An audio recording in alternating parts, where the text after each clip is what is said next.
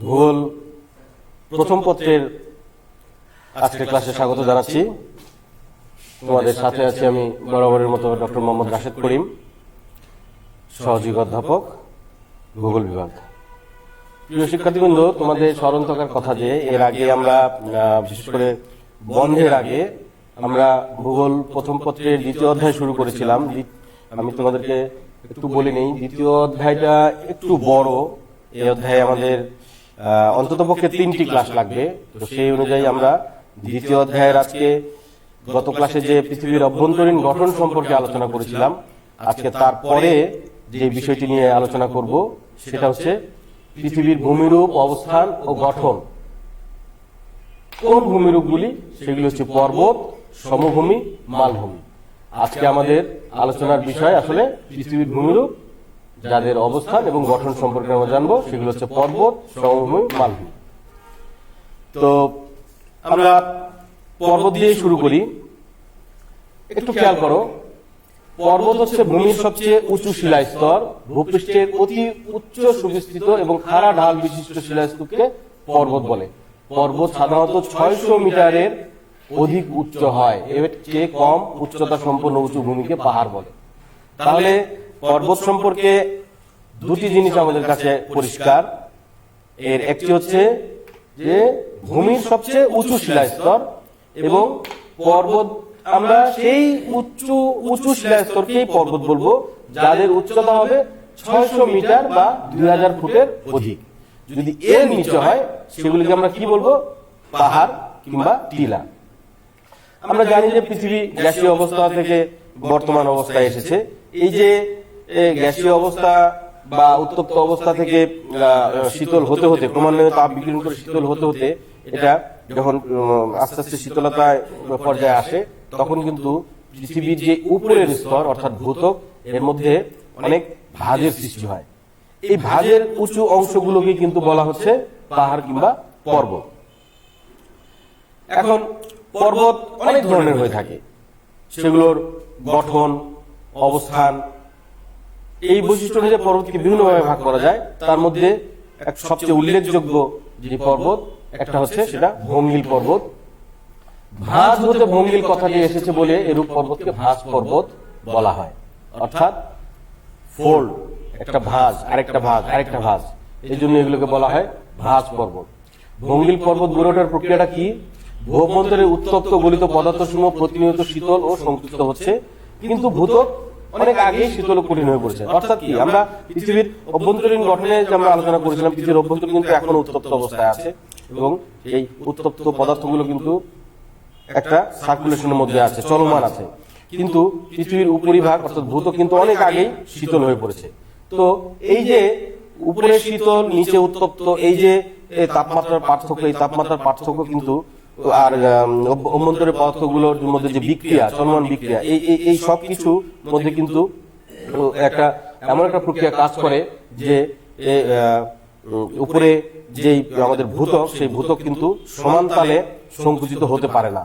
যে অংশে পদার্থগুলি একটু কঠিন সেই অংশ উঁচু হয়ে থাকে, যে অংশে পদার্থগুলি একটু নরম সেগুলো একটু বেশি নিচে নেমে যায়।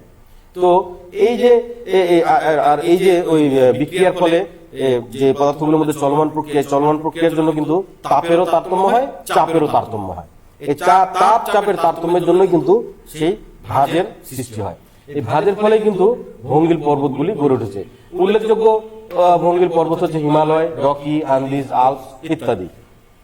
তো এই যে ভঙ্গিল পর্বত সৃষ্টির যে প্রক্রিয়া আমি বললাম, এটা এক সাধারণ প্রক্রিয়া, কিন্তু এর সাথে যে বর্তমানে যে প্রধান যেই প্রক্রিয়াটি কথা বলা হয় সেটা হচ্ছে যে প্লেট টেকটনিক। আমরা তোমরা পরের যে চ্যাপ্টারটা, সেই পরের অধ্যায়ে প্লেট টেকটনিক সম্পর্কে জানতে পারবে।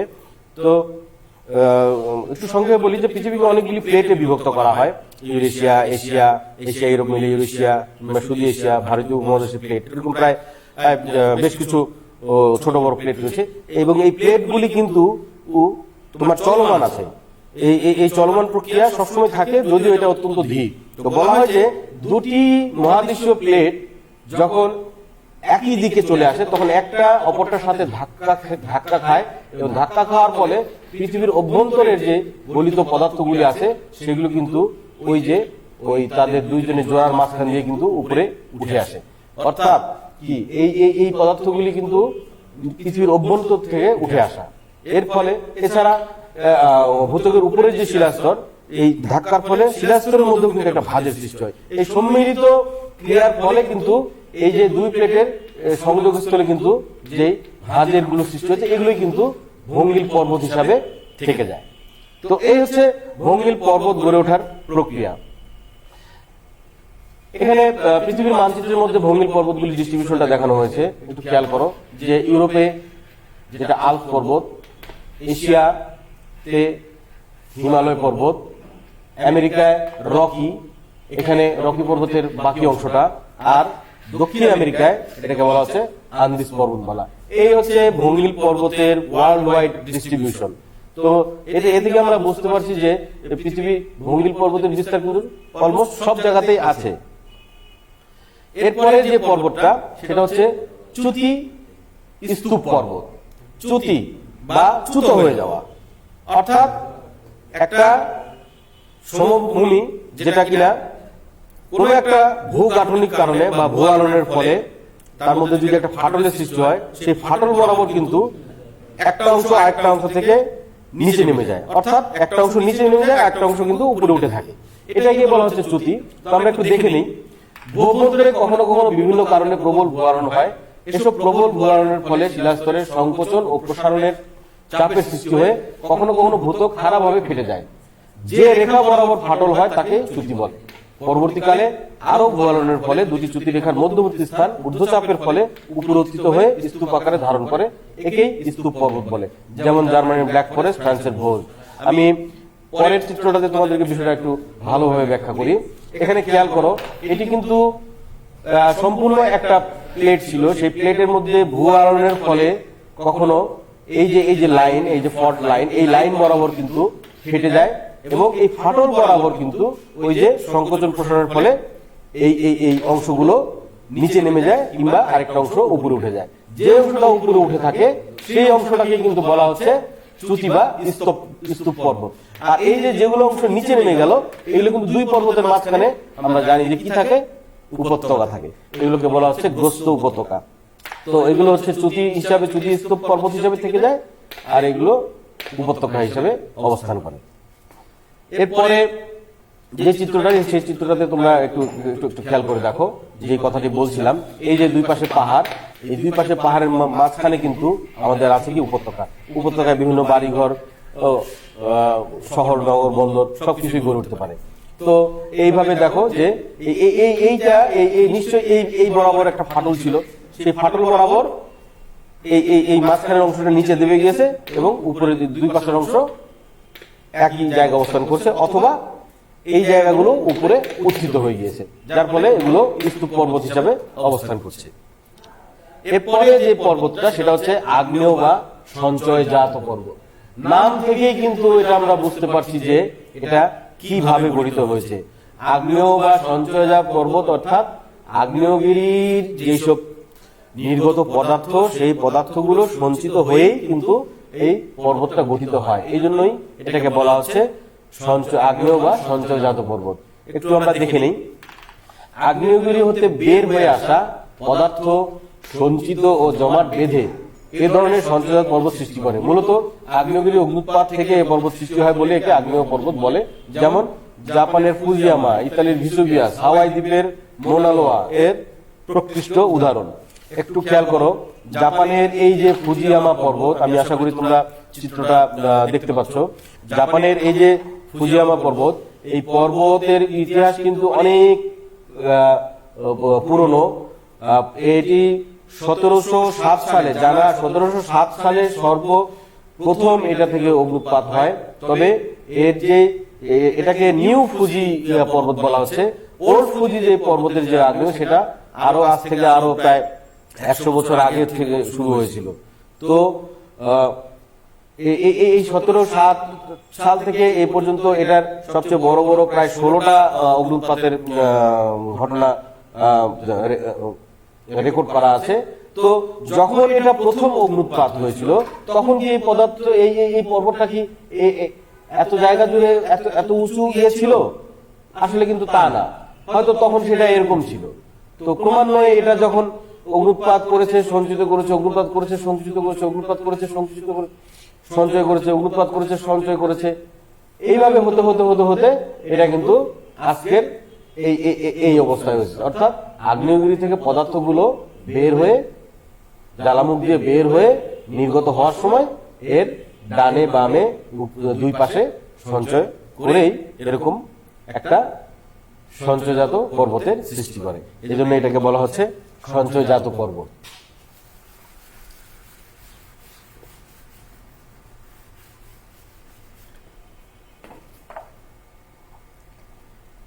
এরপরে যে পর্বতটা ল্যাকোলিথ বা গম্বুজ পর্বত।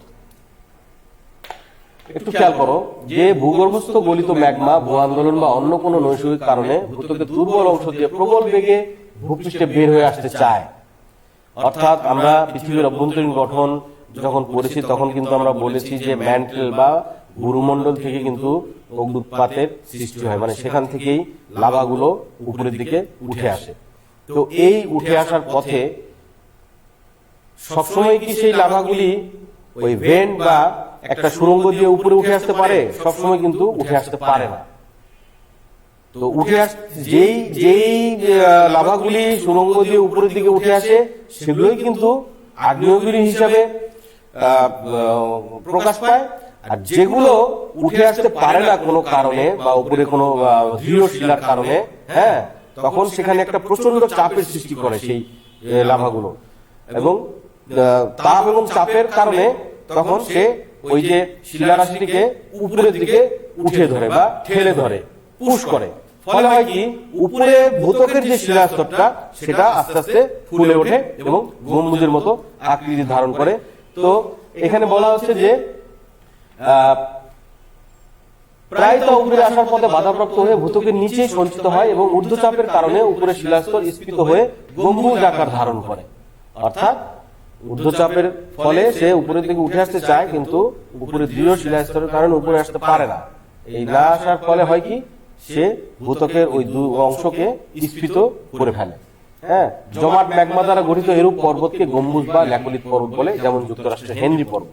আমরা একটু চিত্রটাকে দেখি, একটু এখানে খেয়াল করো। এটা হচ্ছে যুক্তরাষ্ট্রের সেই হেনরি পর্বত।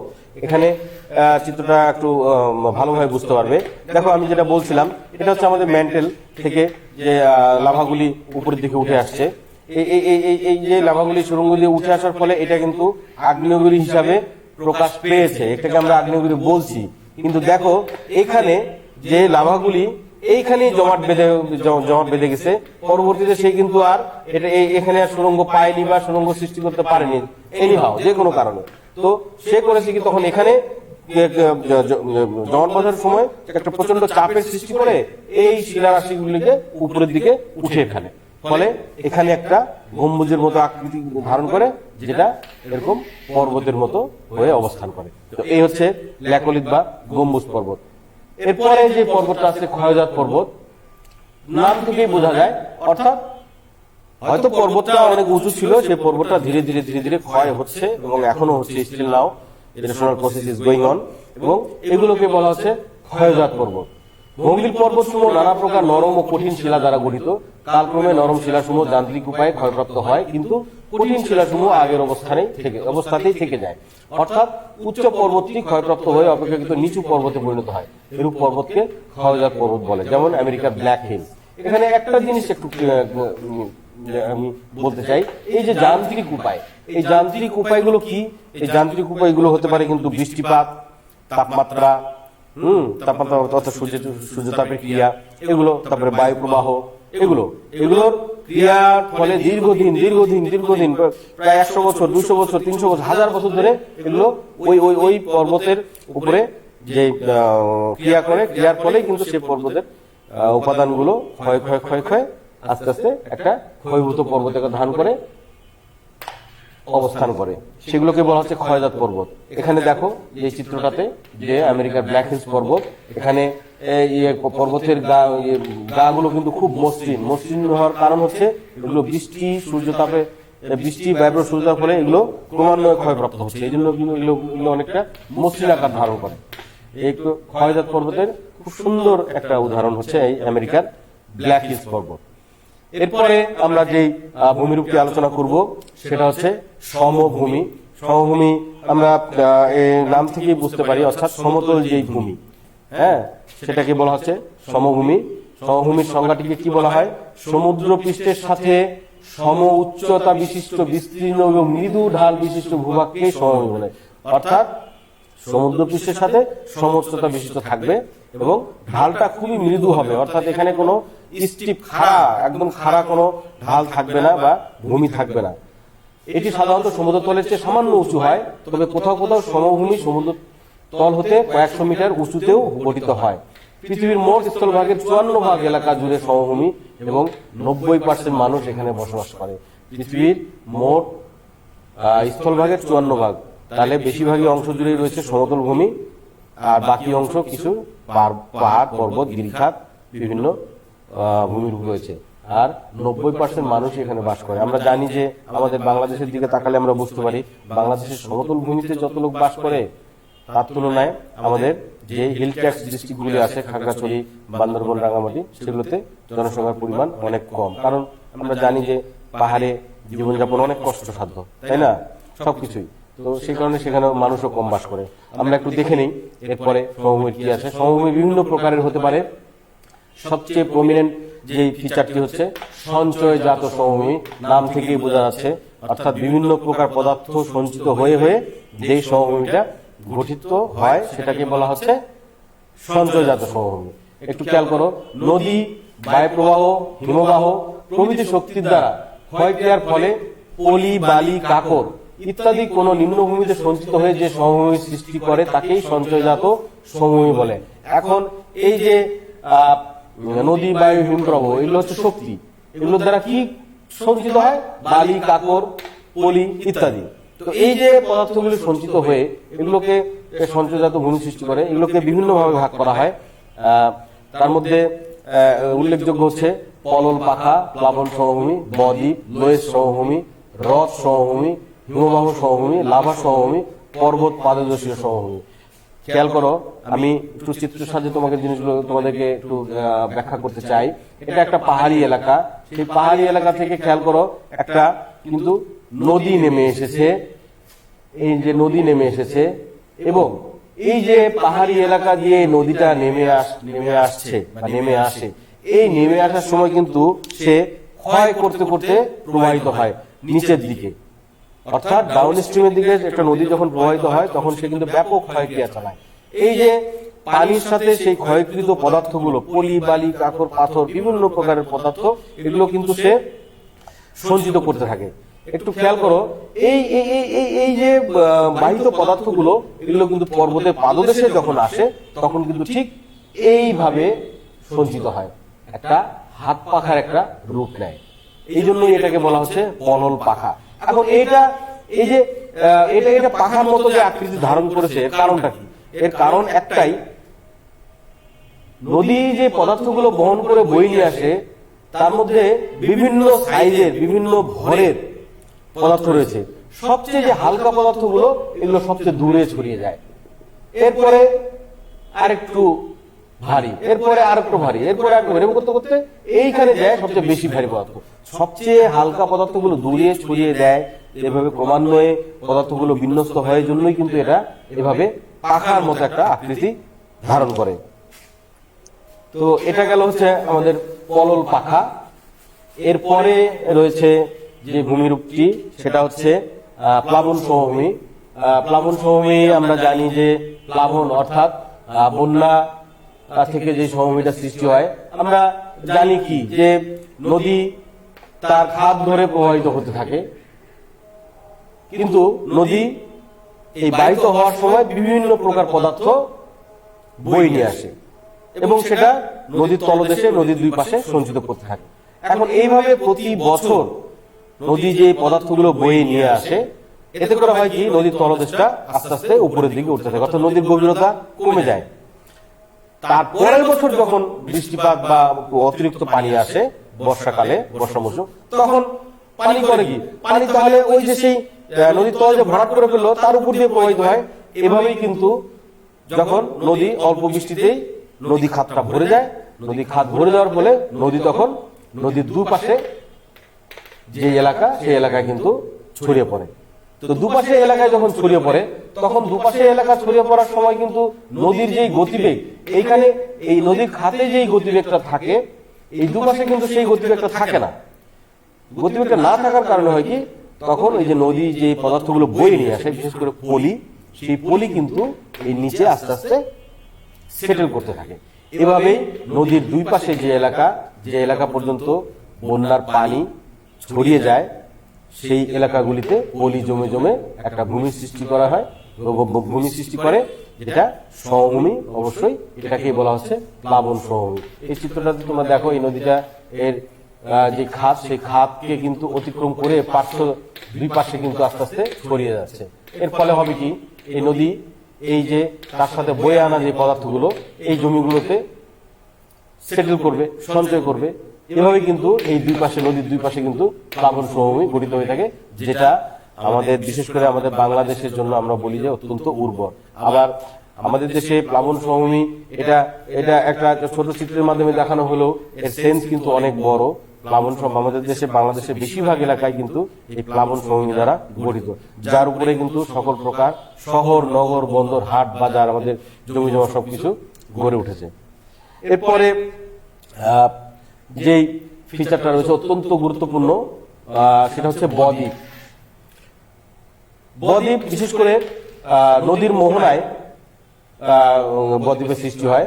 বা এটা একটু খেয়াল করো, বাংলাদেশের একটা এই যে এলাকা খুলনা অঞ্চল, এই যে নদীর যে পদ্মা নদী এবং অন্যান্য শাখা প্রশাখা দিয়ে বয়ে আসা পলি, সেই পলি জমে জমে কিন্তু এখানে একটা বয়ের মতো আকৃতি ধারণ করেছে, জন্য এটাকে বলা হচ্ছে বদ্বীপ।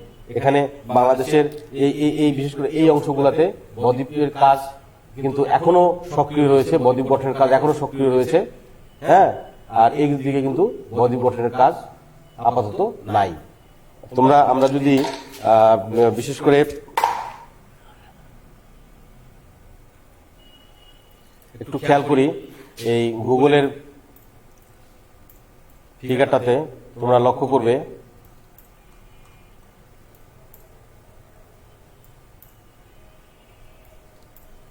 এই যে বাংলাদেশের এই অংশে কিন্তু এখনো কিন্তু বদ্বীপ গঠনের কাজ কিন্তু এখনো সক্রিয় রয়েছে। এবং এইদিকে যশোর, তারপরে এইদিকে কুষ্টিয়া, এটাকে বলা হয় মৃত বদ্বীপ। আর এইদিকে এখনো কিন্তু বদ্বীপ গঠনের কাজ চলছে। বদ্বীপ গঠনের এই যে প্রক্রিয়া, এটা যতদিন পর্যন্ত এই নদী থাকবে ততদিন পর্যন্ত সেটা অব্যাহত থাকবে। এখন এই যে বদ্বীপ গঠিত হলো, এটার প্রাথমিক প্রক্রিয়াটা কি? এটা হচ্ছে নদীর মোহনায় যদি কোনো কারণে নদী প্রবাহিত হওয়ার সময়, এই নদীটা যখন এইভাবে প্রবাহিত হলো, যখন কোনো কারণে যদি এখানে একটু মাত্র যদি ভূমি মাথা উঁচু করে পানির উপরে, তখন এই যে পানিগুলো যে অবিরাম প্রবাহিত হতে থাকে, তখন কিন্তু এই পদার্থগুলো এই দুই পাশে এবং পিছনের দিকে আস্তে আস্তে সঞ্চিত হতে থাকে। এইভাবে সঞ্চিত হতে হতে হতে হতে সামনের দিকটা চিকন হলেও দুই পাশে কিন্তু আস্তে আস্তে আস্তে আস্তে আস্তে আস্তে আস্তে আস্তে মোটা একটা আকৃতি ধারণ করে এবং এটা আস্তে আস্তে একটা বয়ের আকৃতি নেয়। এই জন্যই কিন্তু এটাকে বলা হচ্ছে কি, বদ্বীপ। তো এই গেল হচ্ছে আমাদের একটা উল্লেখযোগ্য ফিচার সমভূমির, বদ্বীপ। এরপরে যেটা হচ্ছে লাভা সমভূমি। হ্যাঁ, লাভা সমভূমির নাম থেকে বোঝা যাচ্ছে লাভা দ্বারা গঠিত, অর্থাৎ একটা আগ্নেয়গিরি যে অগ্নুৎপাতের ফলে কিন্তু বিভিন্ন প্রকার পদার্থ, ছাই, তারপরে তোমার নুড়ি, কাকর, লাভার সাথে যে গলিত বিভিন্ন প্রকার পদার্থ, এগুলো কিন্তু নিম্নভূমিতে সঞ্চয় করে থাকে। এই নিম্নভূমিতে সঞ্চয় করতে করতে যে একটা বিশাল আকারের সমভূমি গড়ে ওঠে সেই আগ্নেয়গিরির আশেপাশে এলাকায়, সেটাকে বলা হচ্ছে লাভা সমভূমি। এরপরে যেটা রয়েছে লোয়েস সমভূমি। লোয়েস হচ্ছে এক ধরনের মৃত্তিকা যেটা বায়ু দ্বারা বাহিত হয় গোবি ডেজার্ট থেকে। গোবি ডেজার্ট মানে মঙ্গোলিয়ার এখানে একটা আমাদের তোমরা যদি খেয়াল করে লক্ষ্য করবে যে গোবি ডেজার্ট রয়েছে। এটা এই লোয়েস সমভূমিটা চীনের হংহো নদীর যে উপত্যকা সেই উপত্যকায় কিন্তু পাওয়া যায়। এটাকে বলা হচ্ছে লোয়েস সমভূমি। এবং এই যে গোবি থেকে এত বায়ু প্রবাহের মাধ্যমে এত পরিমাণ বালি ধুলি যে আসে, সূক্ষ্ম পলি, সেই পলি কিন্তু এই হংহো নদীর এই জায়গাটাকে কিন্তু উর্বর করে তোলে এবং ব্যাপক আকারে যে পদার্থগুলো বয়ে একটা সমভূমি গঠন করে।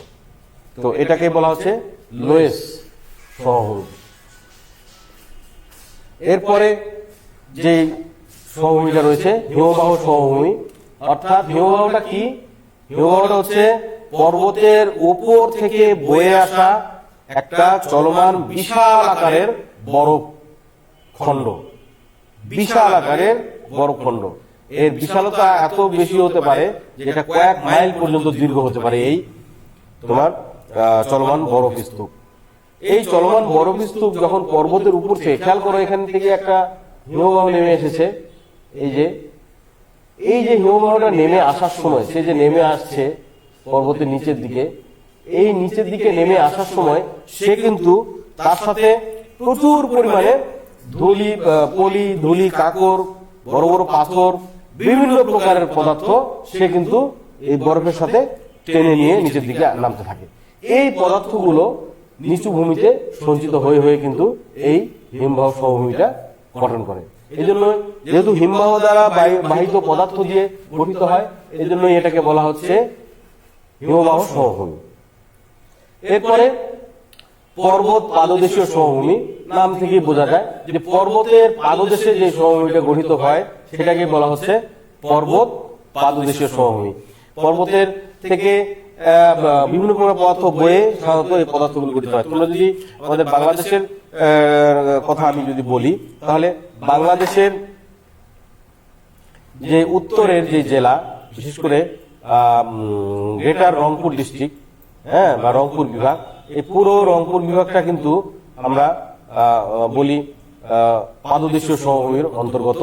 কারণ এই যে এখানে হিমালয় পর্বতশৃঙ্গ, এই হিমালয় থেকে বয়ে আসা পলি বালি কাকর দিয়ে কিন্তু এই অঞ্চলটা গঠিত হয়েছে। এই জন্যই এই অঞ্চলটাকে বলা হচ্ছে যে পাদদেশীয় সমভূমি। তোমরা যদি কখনো পঞ্চগড়ের দিকে যাও, এর একটা চাক্ষুষ প্রমাণ দেখতে পাবে যে সেখানে কিন্তু মাটি একটু নিচেই কিন্তু ব্যাপক প্রচুর পাথর পাওয়া যায়। নদী থেকে প্রচুর পাথর কিন্তু উত্তোলন করা হয়।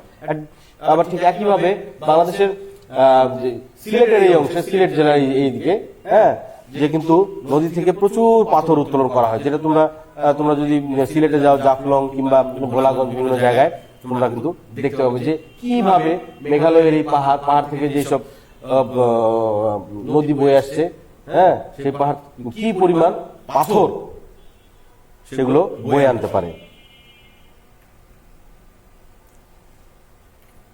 এরপরে যে সমভূমিটা সেটা হচ্ছে হ্রদ সমভূমি। আমরা জানি যে পৃথিবীতে অনেক নদী হ্রদে পতিত হয়। তো এই যে নদীগুলো হ্রদে পতিত হওয়ার সময়, নদীগুলো এই যে এখান থেকে এই দিক থেকে একটা নদী এসেছে পড়েছে, এই নদীগুলো হ্রদে পতিত হওয়ার সময় নদী দিয়ে বয়ে আসা কিন্তু প্রচুর পরিমাণে পদার্থ হ্রদের তলদেশে কিন্তু সঞ্চিত করতে থাকে, বিভিন্ন জায়গায় সঞ্চিত করতে থাকে। এই সঞ্চয়নের ফলে কিন্তু এই হ্রদটা আস্তে আস্তে যে তার চারপাশে যে বিশাল সমভূমি সৃষ্টি করে সেটাকে বলা হচ্ছে হ্রদ সমভূমি।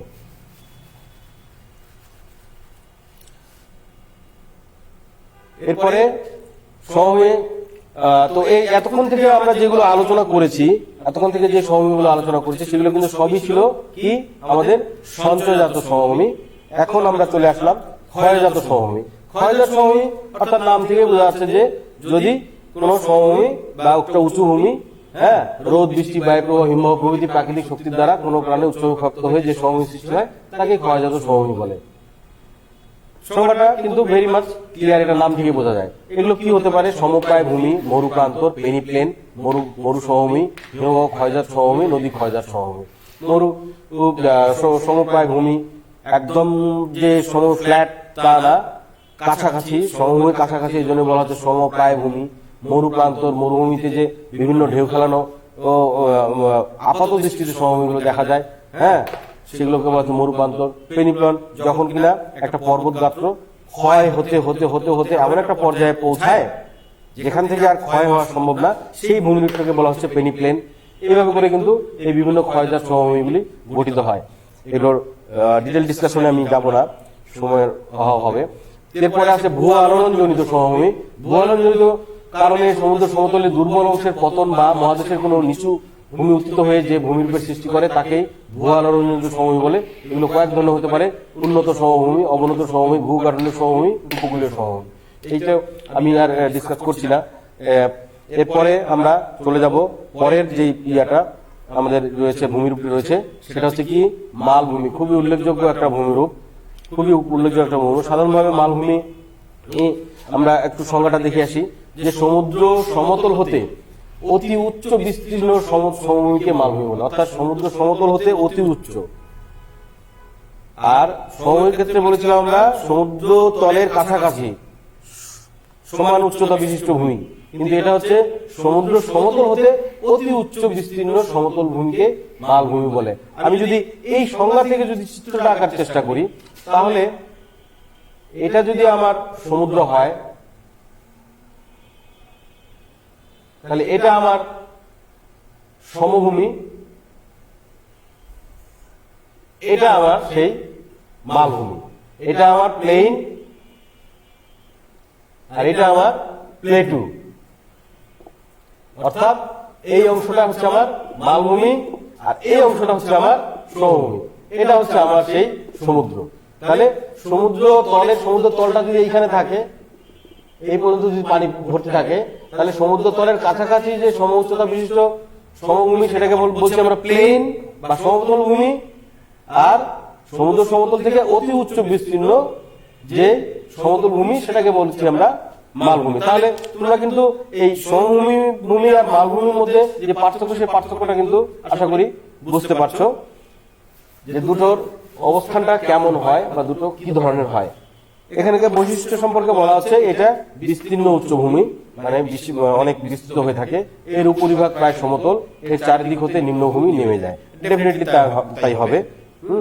এখন এই যে বিস্তীর্ণ উচ্চভূমি, আমি এই জিনিসটার দিকে একটু আলোকপাত করতে চাই, যে আমরা একটা চিত্রের মাধ্যমে খুব ছোট করে বুঝালেও কিন্তু একটা মালভূমির মধ্যে অনেকগুলো দেশ গড়ে উঠেছে, অনেক শহর নগর বন্দর গড়ে উঠতে পারে। যেমন বাংলাদেশের ক্ষেত্রে বললাম যে বাংলাদেশের বেশিরভাগ এলাকা সাম্প্রতিক কালের প্লাবন সমভূমি দ্বারা গঠিত, যে যার উপরে আমরা এখন অবস্থান করছি সেটাও কিন্তু সাম্প্রতিক প্লাবনভূমির অন্তর্গত। তেমনি এই একটা মালভূমির মধ্যে কিন্তু অনেকগুলি দেশ বা একটা দেশ, দুটা দেশ কিন্তু থাকতে পারে। মালভূমি সৃষ্টির কারণ কি? ভূ আন্দোলন ও পাত সঞ্চালন, ভূপৃষ্ঠের ক্ষয় সাধন, লাভা সঞ্চয়। ভূ আন্দোলন বা পাত সঞ্চালন আমরা বলেছি, তোমরা পাত সঞ্চালন সম্পর্কে তোমরা আশা করি তৃতীয় অধ্যায়ে জানতে পারবে।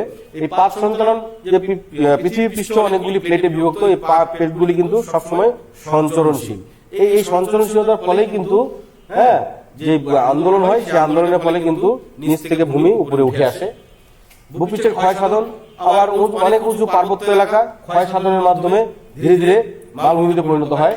আবার লাভা সঞ্চয়, এই লাভা সঞ্চয়ের ফলেও কিন্তু অনেক নিচু ভূমি একটা উঁচু ভূমিতে পরিণত হয় এবং দীর্ঘ বিস্তীর্ণ একটা সমভূমি সৃষ্টি করে। তো এইভাবে মালভূমিগুলির সৃষ্টি হয়ে থাকে। আমরা বাহ্যিক বৈশিষ্ট্যের ভিত্তিতে মালভূমি কয়েক ধরনের হয়। একটা হচ্ছে সমভূমি উন্নীত মালভূমি, অর্থাৎ সমভূমিটাকে এমন কোন প্রসেস সেখানে কাজ করে সমভূমির মধ্যে, যার ফলে সেই সমভূমিটা উন্নীত হয়ে মালভূমিতে পরিণত হয়। ভূ আন্দোলন ও পাত সঞ্চালনের ফলে ভূপৃষ্ঠে ভঙ্গিল পর্বত গঠিত হওয়ার সময় তাদের মধ্যবর্তী অপেক্ষাকৃত নিম্ন সমভূমি উন্নীত হয়ে যে মালভূমি সৃষ্টি হয়, তাকে সমভূমি উন্নীত মালভূমি বলে। যেমন ইরান মালভূমি, তিব্বতের মালভূমি, আনাতোলিয়া মালভূমি, উত্তর আমেরিকার মালভূমি। অর্থাৎ ভূ আন্দোলনের ফলে সমভূমি উন্নীত হয়ে এই মালভূমিগুলি গঠিত হয়েছে। আমরা একটু চিত্রটা দেখি, যে এটাকে বলা হচ্ছে তিব্বতের মালভূমি। এটা একটা স্ন্যাপশট, একটা ছোট জায়গার স্ন্যাপশট নেওয়া হয়েছে, কিন্তু আমরা যদি তিব্বত, বিশেষ করে আমরা যদি এই পৃথিবীর ইয়েতে দেখি, খেয়াল করো, এটা হচ্ছে সেই তিব্বত, এবং এই যে হিমালয় পর্বতমালা আমাদের, এই হিমালয় পর্বতমালার নিচে এখানে কিন্তু অতি উচ্চ বিস্তীর্ণ একটা সমতল ভূমি রয়েছে। এখানে অতি উচ্চ বিস্তীর্ণ সমতল ভূমি কথাটা বলা হয় কারণ যে পাহাড়ি অঞ্চলের তুলনায় এই অঞ্চল, মানে এই অংশে যে আমাদের হিমালয় পর্বতমালা রয়েছে, এই যে হিমালয় মাউন্টেন্স, এর থেকে কিন্তু এই এলাকা তিবেতান প্লেটু, তিব্বতের মালভূমি, এর থেকে কিন্তু এই এলাকাটা অনেকটাই সমতল। সেই জন্যই কিন্তু বলা হচ্ছে যে সমতল। সমতল মানে তার মানে এই না যে এটা একদম প্লেন। ওকে, তো এই যে হিমালয় মাউন্টেন, এখানে যে উচ্চতা, সেই উচ্চতা থেকে এখানে যে যে ভূমিরূপ, সেই ভূমিরূপের উচ্চতা আরো অনেক কম, কিন্তু সমুদ্র সমতল থেকে এটা কিন্তু অনেক উপরে। এই জিনিসটা আমাদেরকে মাথায় রাখতে হবে।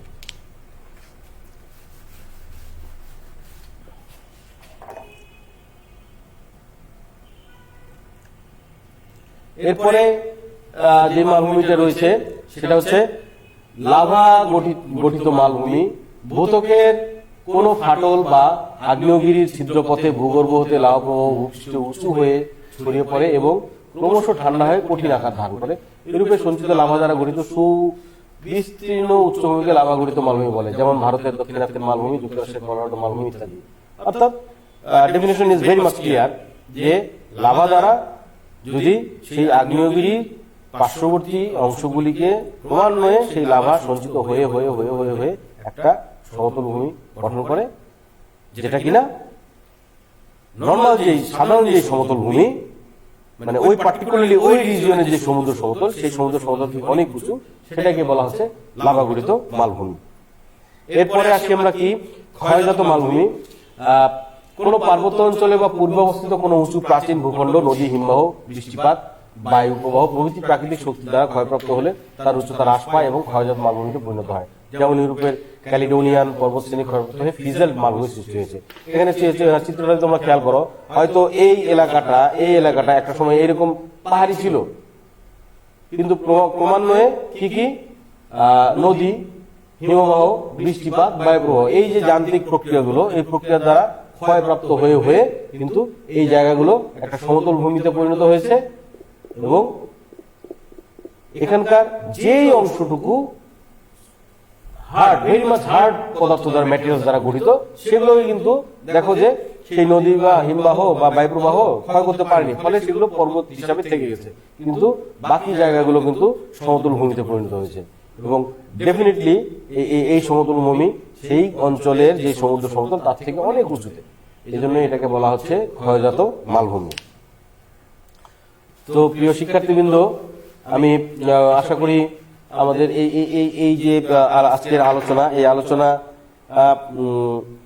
যদিও একটু দ্রুত করা হয়ে যাচ্ছে, কারণ আমাদের হাতে সময় খুব কম। ক্লাস আমরা নর্মালি যে রুটিন অনুযায়ী আমরা কলেজে ক্লাস নিয়ে থাকি, সেখানে আমরা সপ্তাহে কমপক্ষে 3টা ক্লাস পাই, কিন্তু আমাদের এই যে অনলাইন ব্যবস্থাপনার মাধ্যমে সেটা আমাদের করা সম্ভব হচ্ছে না।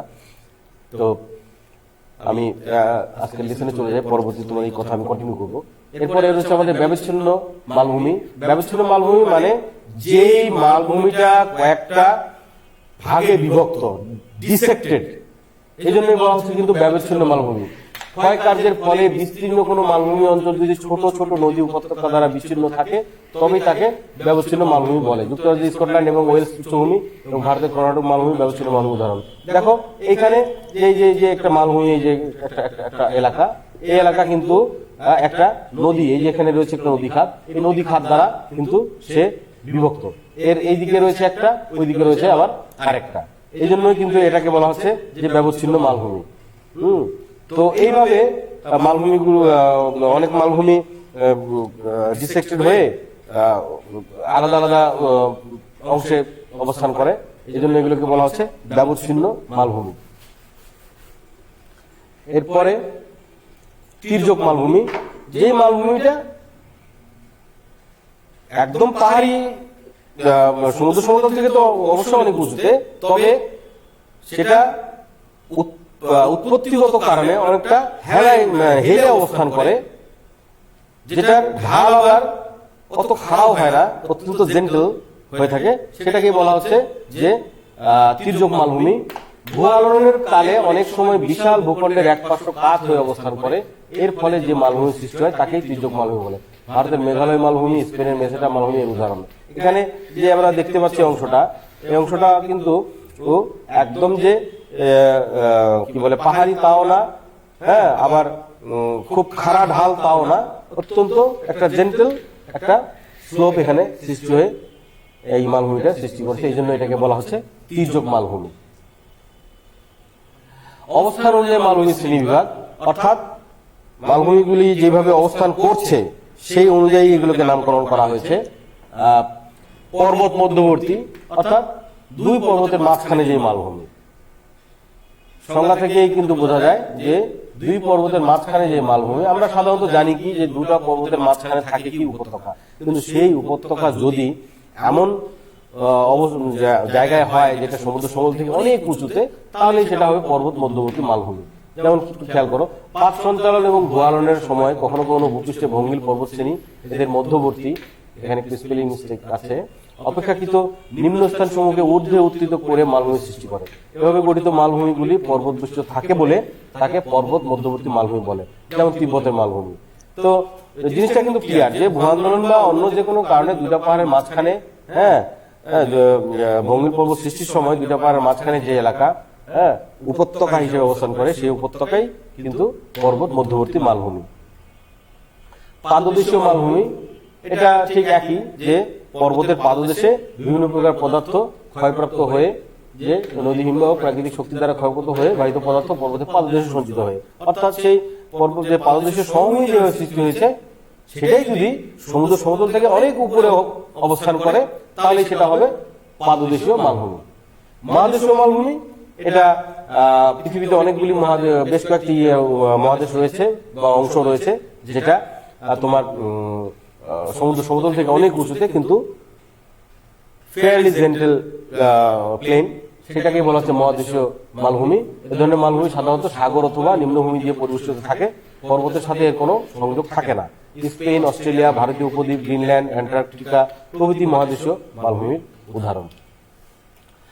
তো প্রিয় শিক্ষার্থীবৃন্দ, আজকে আমাদের এই যে তিনটি ফিচার বা ল্যান্ডফর্ম, পর্বত, সমভূমি, মালভূমি, এই মালভূমি এগুলোর বিভিন্ন শ্রেণী বিভাগগুলি তোমরা খুবই ভালোভাবে পড়বে, এগুলোর বৈশিষ্ট্য সম্পর্কে জানবে, এবং আমি যে চিত্রগুলির মাধ্যমে বোঝানোর চেষ্টা করছি, চিত্রগুলি একটু ভালো করে খেয়াল করে তোমাদের কাছে বিষয়টা আরো ক্লিয়ার হবে। সবকিছু যে টানা মুখস্থ করে যেতে হবে তা কিন্তু না। তুমি যদি একটা জিনিস বুঝে নাও, তুমি যদি একটা জিনিস ভালো করে বুঝে নাও, তাহলে সেই জিনিসটা তোমার কাছে অনেক বুঝতে অনেক সহজ হবে। তো এই ছিল আজকের আলোচনা।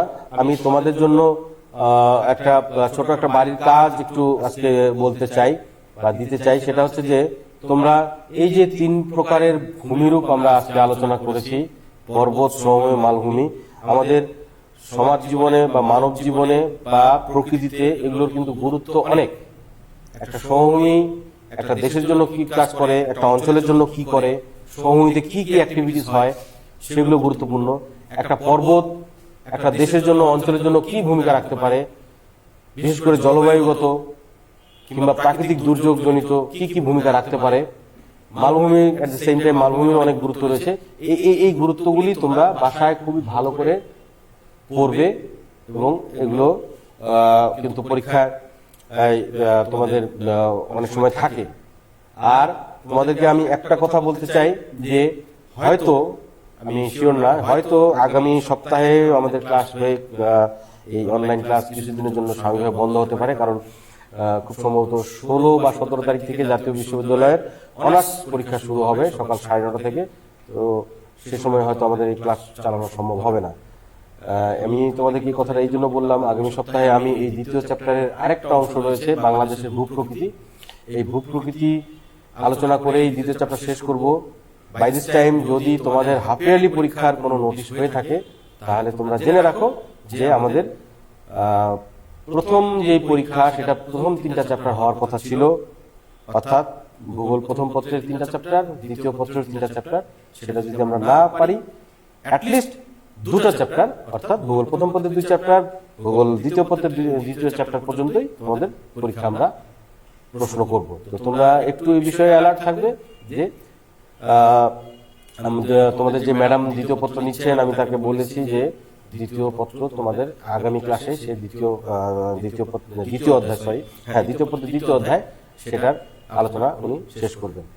তো আশা করি যে তোমরা বাড়িতে এই বিষয়গুলো ভালো করে পড়বে। বিশেষ করে প্রাকৃতিক ভূগোলের প্রথম পত্র থেকে প্রচুর ছোট ছোট প্রশ্ন হয়, প্রত্যেকটা বিষয় এখানে জানার আছে, বোঝার আছে। এই বিষয়গুলো ভালো করে জানবে। তোমরা সবাই ভালো থাকো, শুভেচ্ছা।